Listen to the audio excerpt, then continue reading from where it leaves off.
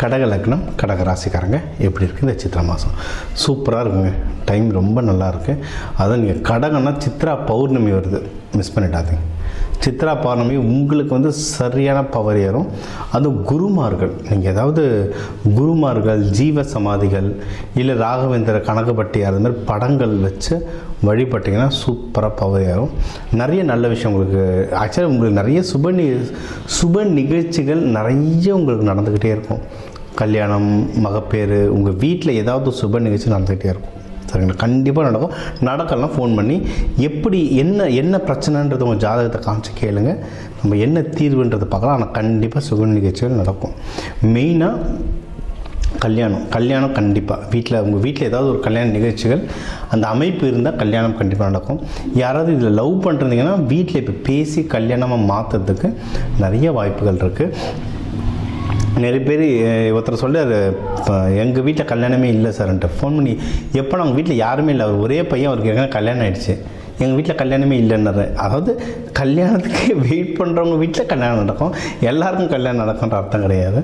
திருமணம் ஆனவங்களுக்கு இந்த மகப்பேறு எதனா ட்ரை பண்ணுறீங்கன்னா அதுக்கு இது ஒரு பெஸ்ட்டான டைமாக மகப்பேருக்கு இது அமையும். இது அடுத்து ஏதாவது நீங்கள் வண்டி வாங்கணும், நிலம், ஏன்னா நிறைய பேர் நான் வீடு வாங்கிட்டு தான் கல்யாணம் பண்ணுவேன், கார் வாங்கிட்டு தான் கல்யாணம் பண்ணுவேன்னுவாங்க.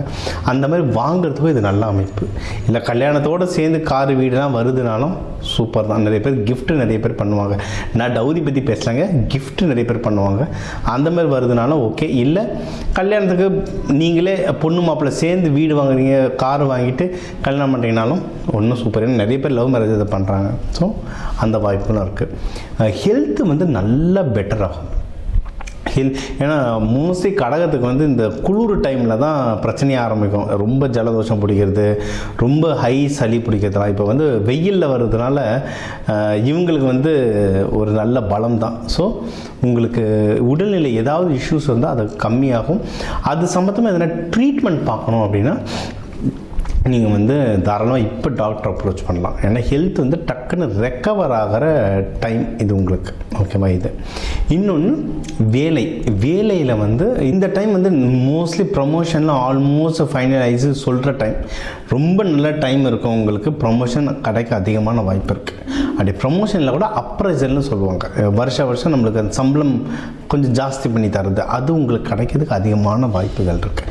இந்த நேரத்தில் நீங்கள் நம்ம இப்போ சொல்கிற வழிபாடுகள், இந்த பூஜை முறைகள்லாம் பண்ண இருக்கிறத விட இன்னும் கொஞ்சம் எக்ஸ்ட்ராவாக நம்மளுக்கு கிடைக்கிறதுக்கு ஏகப்பட்ட வழிமுறைகள் இருக்குது.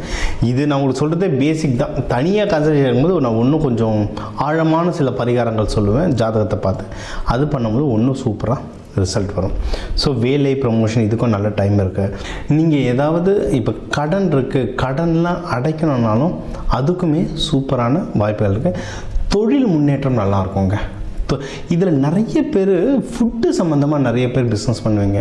காய்கறிகளோ இல்லை ஃபினிஷ்டு ப்ராடக்ட்டோ இல்லை இம்போர்ட் எக்ஸ்போர்ட். நிறைய பேர் இந்த சிறுதானியம்லாம் இப்போ நிறைய வெளிநாடுகளுக்கு எக்ஸ்போர்ட் பண்ணுறவங்க இருக்காங்க.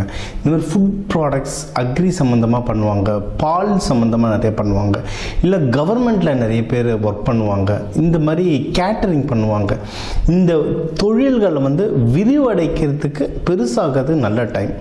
நீங்கள் ஏதாவது வெளிநாடுகளில் எக்ஸ்போர்ட் பண்ண போகிறீங்க, இம்போர்ட் பண்ண போகிறீங்கன்னா அதுக்கும் நல்ல டைம். அதாவது தொட்டதெல்லாம் தொடங்குற டைம் இது. ஓகேங்களா? எதில் நீங்கள் ரொம்ப ஜாகிரதையாக இருக்கணும்னா பண விஷயம். யாருக்கு கொடுக்குறீங்க, யாருக்கு வாங்க, அது பிஸ்னஸ் வளரணும்னு சொல்லட்டும். உங்களுக்கு எதில் ஜாகிரதைன்னா பண விஷயத்தில் ஜாகிரதையாக இருக்கும். பிஸ்னஸ் வளரணும்னு சொல்லட்டும், அதுக்காக வளரும்ன்ட்டு அப்படியே ஃபுல்லாக லட்சம் உள்ளே இறக்குனீங்கன்னா ஆகிற காரியம் இல்லை. அது இறக்கலாம். என்னென்னா யாருன்றதை பார்க்கணும், வெண்டார் யாருன்றதை பார்க்கணும், உங்களுடைய அந்த லீகல் அக்ரிமெண்ட்டோடைய டெர்மினாலஜிஸ் பார்க்கணும். இதெல்லாம் செக் பண்ணிவிட்டு பணம் போட்டிங்கன்னா குட். நீங்கள் யாருக்கோ பொருள் அனுப்புறீங்கன்னா முன்னாடியே கிரெடிட் வாங்கி வச்சுக்கிட்டு பொருள் அனுப்புனீங்கன்னா குட். இந்த மாதிரி கொஞ்சம் ஜாகிரதையாக இருந்தீங்கன்னா பணம் விஷயத்தில் நம்ம தப்பிச்சுக்கலாம். இன்னொன்று முயற்சியும் இதே தான். இப்போ கடகத்தில் எப்படின்னா ஒரு தடவை 2 தடவை முயற்சி பண்ணால் அதுக்கப்புறம் புஷ்ஷுன்னு ஆகிடுவாங்க, நடக்கலாம் புஷ்ஷுன்னு ஆகிடுவாங்க. அப்படி இல்லைன்னா ரொம்ப கிடச்சிடுச்சுன்னா கண்ணை மூடிட்டு நம்புவாங்க. அந்த மாதிரி இருக்கிறது பிரச்சனை. நீங்கள் முயற்சிகள் இப்போ நீங்கள் ஸ்டார்ட் பண்ணுறது கண்டிப்பாக ஏதாவது சின்ன சின்ன தடங்கள் வரும். இப்போ யாராவது ஏதோ ஒரு இடத்துல டெண்டர் கொடுத்துருக்கீங்க, அந்த டெண்டரு வந்து திடீர்னு ஃபெயில் ஆகிற மாதிரி இருக்கும்.